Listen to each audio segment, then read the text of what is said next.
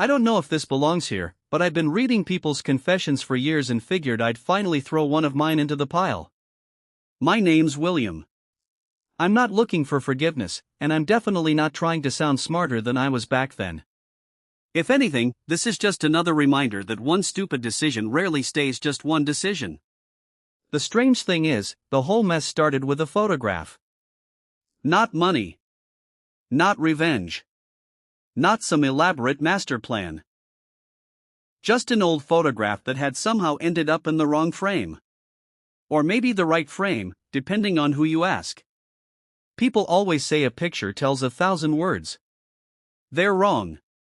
Sometimes a picture buries 1,000 words so deeply that nobody even thinks to question what they're looking at. They see smiling faces, a vacation, a birthday, an anniversary. They never stop to wonder what used to be inside that frame before someone quietly replaced it. That's exactly what I counted on. Back then I was working as an assistant for a private estate appraiser. The job wasn't glamorous, but it gave me access to houses after people died, before families sorted through everything. You learn a lot about strangers by walking through their homes. More importantly, you learn where people hide the things they never meant anyone else to find. Most of the time it was harmless. Old letters. Forgotten cash. Jewelry no one remembered existed. But one afternoon I noticed something odd in a study belonging to a recently deceased collector. There was an expensive silver picture frame sitting alone on a bookshelf. The photograph inside showed an ordinary family picnic from decades ago. Ordinary. Too ordinary. Everything else in that room had been catalogued with obsessive precision, yet the frame wasn't even listed among the valuables. That should have made me walk away. Instead, it made me curious. Curiosity has always been my favorite excuse. It has also been responsible for the worst thing I've ever done. The crime itself didn't begin that day. It began the moment I decided I needed to know what that photograph was hiding. After that first visit, I couldn't stop thinking about the frame. It wasn't the photograph itself that bothered me, it was everything around it. The collector documented every painting, every antique clock, even chipped porcelain cups, yet that heavy silver frame was missing from the inventory. That wasn't carelessness. It felt deliberate. I started digging through old estate records whenever I had a spare minute. The collector had once been involved in a legal dispute over missing documents, but the case had quietly disappeared. No explanation, no conclusion. That only fueled my curiosity. I convinced myself I wasn't planning a crime. I told myself I was solving a mystery. Looking back, that's how I justified every step that followed. I learned when the house sat empty between inspections, copied the security schedule, and borrowed a key impression while helping catalog the property. I even bought an identical frame from an antique market so I could replace the original without raising suspicion. My entire plan depended on one assumption: nobody would ever notice that the photograph in the study had been substituted. That assumption turned out to be both brilliant and catastrophically wrong. The day I went back, the house felt unnaturally quiet. Not eerie, just empty in the way only abandoned homes can be. I'd timed everything around the inspection logs. According to my notes, I had a little over 30 minutes before anyone was expected to arrive. More than enough, I thought. The study looked exactly as I remembered it. I closed the door behind me, put on thin gloves, and walked straight to the bookshelf. My heart was pounding harder than it had any right to. I wasn't stealing gold or cash. I was there for a photograph. I carefully removed the silver frame and opened the backing. The family picture came out first. Behind it was another photograph, folded once and tucked so precisely that it was obvious someone had hidden it on purpose. I didn't stop to study it. Instead, I slipped it into a protective envelope, inserted the replacement photo I'd prepared, and sealed the frame again. Everything had gone perfectly. Until I heard the front door open. Someone had arrived almost 20 minutes earlier than scheduled. Suddenly, my flawless plan depended on acting like I belonged there. The footsteps weren't rushed, which somehow made them worse. Whoever had come in wasn't suspicious yet, they were comfortable. they thought they belonged there. I had seconds to decide whether to run, hide, or bluff. I chose the bluff. I slipped the envelope with the hidden photograph inside a folder I'd brought for appraisal notes and walked out of the study just as a woman in her 40s entered the hallway. She introduced herself as the collector's niece. Apparently, she'd come early because she wanted one last look through the house before everything was packed away. She smiled at me, assuming I was exactly who I pretended to be, another employee cataloging the estate. I smiled back. That exchange still bothers me more than the theft itself. She thanked me for taking such good care of her uncle's belongings. I nodded, made small talk about inventory lists, and even helped her carry a box downstairs. Every second I expected her to notice something was off, to ask about the frame, or to request the folder tucked under my arm. She never did. I walked out through the front door without being stopped. I should have felt relieved. Instead, I couldn't shake the feeling that the real crime hadn't happened inside the house. It had only just begun. I waited until I got home before opening the envelope. I'd convinced myself I was about to uncover something dramatic. Hidden bank accounts, a blackmail scheme, maybe proof of some old family scandal. My imagination had been running wild for days. The reality was stranger. At first glance, it looked like an ordinary black and white photograph of four men standing outside a warehouse. Nothing remarkable. But when I held it under my desk lamp, I noticed faint handwriting along the bottom edge, almost erased with age. It wasn't a caption. It was a date, an address, and three initials that matched names I'd seen buried in the collector's old legal files. Suddenly, the missing inventory entry made sense. The frame hadn't been valuable because of the silver, it had been protecting evidence. That realization hit me like a punch to the stomach. I hadn't stolen a keepsake. I'd stolen something someone had spent decades hiding. Before I could process that, my phone rang. It was my supervisor asking whether I'd seen a photograph that was supposedly impossible to lose. His voice sounded calm, but beneath it was something unmistakable. Someone already knew it was gone. I answered as casually as I could, even though my pulse had jumped into my throat. My supervisor asked whether I'd handled the silver frame during the inventory. I said yes, it had looked ordinary, and I'd left it exactly where I found it. The lie came out so smoothly that it scared me. It was the first time I'd realized how easy it could be to sound convincing when I was terrified. He paused for a second, then told me the collector's niece had remembered something odd. Her uncle had always insisted that no one remove the photograph from that particular frame. She didn't know why, she only remembered him repeating it whenever he dusted the study. I laughed lightly and said older people often become sentimental about random objects. He seemed satisfied and ended the call. But I wasn't. If she remembered that detail, who else did? I pulled the hidden photograph out again and examined every corner under a magnifying glass. Near the edge, barely visible, was a tiny embossed studio mark. It wasn't just a family snapshot, it had been professionally produced. Whatever story it contained, someone had gone to great lengths to make sure it survived unnoticed. And now it was sitting on my kitchen table. For the next few days, I convinced myself I was overreacting. The photograph stayed hidden inside a plain envelope, tucked behind a stack of old tax folders where no one would think to look. I avoided opening it again, as if ignoring it could somehow undo what I'd done. Then little things started happening. A car I didn't recognize sat across the street from my apartment 2 mornings in a row. Maybe it belonged to a neighbor. Maybe not. My mailbox had been opened, but nothing was missing. At work, my supervisor casually asked whether I'd be available if the estate required a second inventory. His tone was friendly, yet I couldn't stop wondering if he was watching my reaction instead of listening to my answer. Paranoia has a way of feeding itself. Every glance feels meaningful. Every coincidence starts looking like evidence. One evening, curiosity got the better of me. I scanned the photograph at high resolution, hoping to enlarge the tiny details I'd overlooked. That's when I noticed something hidden in the warehouse window, a blurred reflection. It wasn't one of the 4 men. It was the person holding the camera. And judging by the angle, whoever took the picture wasn't supposed to be there either. I should have burned the photograph that night. Instead, I did exactly what had gotten me into trouble in the first place. I started digging. Using the date scribbled along the bottom edge, I searched old newspaper archives and public records. Most of it led nowhere, but one article caught my attention. It described a warehouse fire that had been ruled accidental. 4 men were listed as witnesses. Their initials matched the ones on the photograph.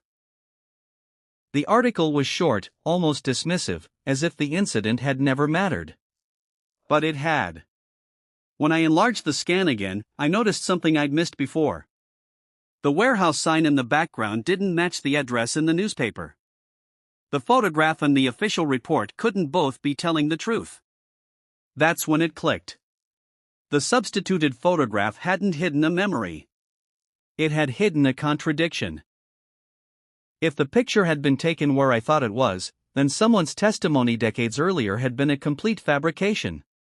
A single image had the potential to unravel a story people had accepted for years.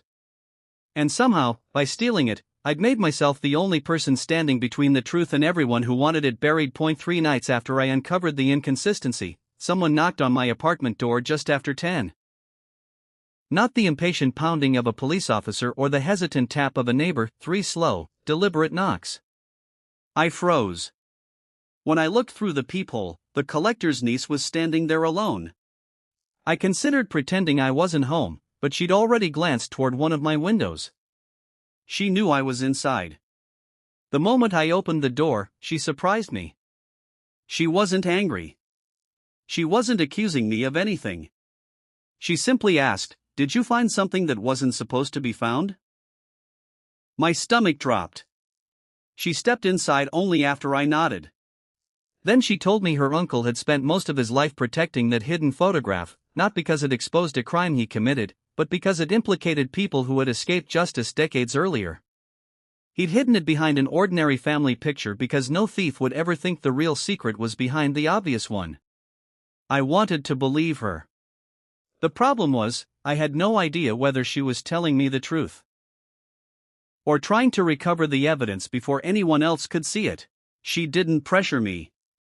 That was the unsettling part. She simply sat at my kitchen table, folded her hands, and waited. People who are desperate usually talk too much. She hardly spoke at all. Finally, she admitted that she'd known about the hidden photograph for years, but not its exact location. Her uncle had hinted that if anything happened to him, the truth would eventually surface on its own. She never imagined someone like me would stumble across it first. I asked why she hadn't gone to the police. She gave a tired smile and said, "Because some of the people in that picture had friends in places where evidence had a habit of disappearing." It sounded dramatic, almost rehearsed, yet it matched the uneasy feeling I'd carried since taking the photograph. I didn't hand it over. Instead, I made a copy of the scan and locked the original in a rented storage unit under a false name. If she was lying, I'd still have the evidence. If she was telling the truth, I'd have insurance. For the first time, I realized I wasn't protecting myself anymore. I was protecting a secret that had somehow become my responsibility. For the next 2 weeks, I lived like someone expecting the floor to collapse beneath him. Every unfamiliar number on my phone made me hesitate before answering. Every envelope in my mailbox felt heavier than it should have. Nothing openly threatening happened, but the silence itself became oppressive. Then my supervisor called again. This time, he didn't ask about inventory or paperwork. He wanted to meet for coffee. He got straight to the point. Someone, he said, was offering a substantial reward for the return of a misplaced family photograph. He watched my face carefully as he spoke, looking for the slightest crack. I shrugged and said I hadn't heard anything about it. He nodded, but before leaving he added, "Be careful, William. People don't pay that much for sentimental memories." That sentence stayed with me all day. The reward confirmed what I'd suspected from the beginning: the photograph's value had nothing to do with family history. That evening I drove to the storage unit to check on the original. The lock had no signs of damage. But inside, one cardboard box had been moved a few centimeters from where I'd left it. Someone had been there. Or someone wanted me to believe they had. I stood in that storage unit for what felt like an hour, staring at the shifted box. Maybe I'd nudged it myself during my last visit. Maybe my memory was playing tricks on me. Fear has a way of rewriting small details until they look like proof of something bigger. The photograph was still there. I held it in my hands, wondering how a single piece of paper had managed to take over my life. Weeks earlier, I'd stolen it because I was curious. Now I was guarding it because I was afraid. That was the moment I made the decision that sealed everything. I created several digital copies, encrypted them, and scheduled them to be sent automatically to different people if I failed to cancel the delivery by a certain date. I didn't know whether anyone was actually after me, but I wanted insurance. If something happened to me, the photograph and whatever truth it contained wouldn't disappear again. It felt clever. It also meant there was no turning back. From that point on, I wasn't just a thief who had stolen evidence. I had become the keeper of a secret that too many people wanted to control. The automatic release never had to trigger. 3 days before the deadline, detectives came to my apartment. They were polite, almost apologetic, and asked if I would answer a few questions about the collector's estate. By then, I was exhausted from weeks of looking over my shoulder. I agreed. The interview didn't go the way I expected. They already knew I'd taken the photograph. What they didn't know was why. Someone had reviewed old security footage and noticed me spending longer in the study than my work required. That was enough to make me a suspect, but not enough to explain my motives. I admitted I'd stolen the hidden photograph. There wasn't much point denying it anymore. Then I showed them the scans. For several minutes, no one spoke. One detective enlarged the image, compared it with archived records, and quietly called another officer into the room. It turned out the photograph reopened a decades-old investigation that had been abandoned under questionable circumstances. I was charged for the theft. But the evidence I'd stolen became part of a case that finally exposed a lie buried for years. It was the strangest feeling I'd ever experienced, being both a criminal and the reason the truth resurfaced. The court never cared about my curiosity, my paranoia, or the mystery behind the photograph. From a legal standpoint, the facts were simple. I entered a property I had access to through work, removed something that wasn't mine, and concealed the theft. The photograph's importance didn't erase that. I accepted a plea deal and avoided a lengthy prison sentence, but I still ended up with a criminal record. Losing my job happened almost immediately. Friends stopped calling. My family didn't know whether to defend me or distance themselves. I couldn't really blame them. What surprised me most was the guilt. It wasn't about getting caught. It was about the collector. The old man had spent years protecting that photograph for reasons I only understood after he was gone. I had treated his life's burden like an interesting puzzle. Even though the investigation eventually brought long overdue answers to several families, I never felt like a hero. Heroes don't steal evidence to satisfy their own curiosity. I had done the wrong thing for selfish reasons. The fact that some good came from it never changed that. If you've read this far, you're probably expecting me to tell you the photograph was worth it. That uncovering the truth justified everything I did. It didn't. The truth deserved to come out, but not because I decided to play detective. I wasn't brave. I wasn't noble. I was curious, impatient, and arrogant enough to believe I could control the consequences of crossing a line. I couldn't. People often imagine crime as one dramatic moment, a theft, a lie, an escape. In reality, the hardest part comes afterward. It's waking up every day knowing that one impulsive decision quietly rewrote your future. You carry it into every job interview, every relationship, every introduction. Eventually, your biggest secret becomes part of your identity. So here's my advice. If you ever stumble across something that doesn't belong to you, resist the urge to make yourself the center of the story. Curiosity can feel harmless, but it has a way of convincing you that you're the exception to every rule. I wasn't. A substituted photograph really did hide a completely different story. The biggest surprise was realizing that, in trying to uncover someone else's secret, I ended up exposing the darkest part of myself.